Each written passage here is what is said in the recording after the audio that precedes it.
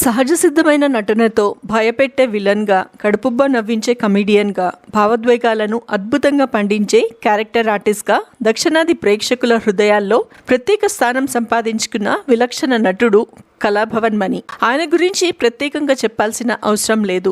ముఖ్యంగా విక్రమ్ హీరోగా తెరకెక్కిన జెమినీ చిత్రంలో ఆయన చూపించిన ఊర మాస్ విలనిజం ఇప్పటికీ సినీ అభిమానులకు గుర్తుండిపోయేలా ఉంటుంది. తెలుగులోనూ వెంకటేష్, జూనియర్ ఎన్టీఆర్, మహేష్ బాబు వంటి అగ్ర హీరోల సినిమాల్లో నటించి ప్రేక్షకులను మెప్పించిన ఈ మల్టీ టాలెంటెడ్ నటుడు కేవలం 45 years చిన్న వయసులోనే కన్నుమూయడం యావత్ సినీ ప్రపంచాన్ని దిగ్భ్రాంతికి గురి చేసింది.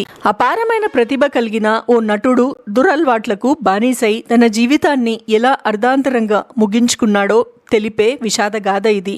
కళాభవన్ మణి అసలు పేరు రామన్ మణి. కేరళలోని త్రిశూర్ జిల్లా చలుకుడికి చెందిన ఓ సాధారణ కుటుంబంలో జన్మించిన ఆయనకు చిన్నతనం నుంచే కళలంటే, నటనంటే అపారమైన ఆసక్తి ఉండేదట.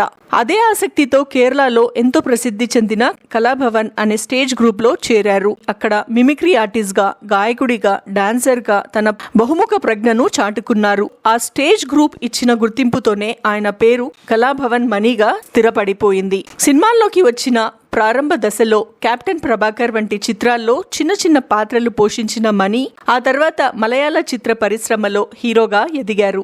ఏ పాత్ర ఇచ్చినా దానిలో పూర్తిగా లీనమై నటించే అరుదైన నటుడిగా పేరు కూడా తెచ్చుకున్నారు. మలయాళ సినీ పరిశ్రమలో ఉత్తమ నటుడిగా జాతీయ చలనచిత్ర అవార్డు అందుకున్న తొలి కేరళ నటుడిగా చరిత్ర సృష్టించారు. టాలీవుడ్, కాలీవుడ్, మాలీవుడ్ పరిశ్రమల్లో రజనీకాంత్ గారు, కమల్ హాసన్ గారు, చిరంజీవి గారు వంటి దిగ్గజ నటులతో కలిసి స్క్రీన్ కూడా షేర్ చేసుకున్నారు. కెరియర్ పరంగా అత్యున్నత స్థాయిలో ఉన్న సమయంలో 2016 March 3rd చలుకుడిలోని తన సొంత ఫామ్ హౌస్ లో కళాభవన్ మణి అన్కాన్షియస్ స్థితిలో కనిపించడం సంచలనం సృష్టించింది. వెంటనే కుటుంబ సభ్యులు ఆసుపత్రికి తరలించినప్పటికీ చికిత్స పొందుతూ ఆయన కన్నుమూశారు.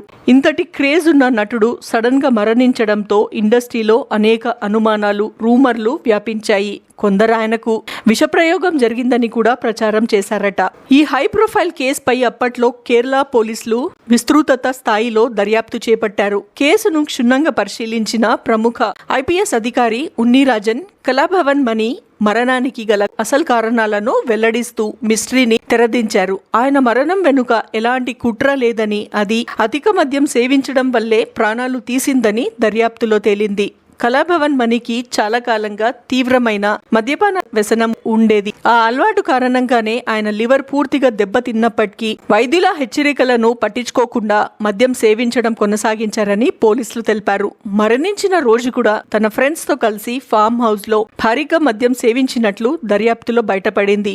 పోస్ట్ మార్టం నివేదికలో ఆయన శరీరంలో ప్రమాదకర స్థాయిలో మిథైల్ ఆల్కహాల్ ఉన్నట్లు గుర్తించినట్లు అధికారులు వెల్లడించారు. అలా వెండితెరపై నవరసాలు పండించగలిగిన అద్భుత నటుడు, మంచి మనసున్న మనిషి చివరకు వ్యసనానికి బానిసై స్వయంకృత పరాధంతో చిన్న వయసులోనే కన్నుమూయడం భారతీయ చిత్ర పరిశ్రమకు తీరని లోటుగా మిగిలిపోయిందనే చెప్పాలి.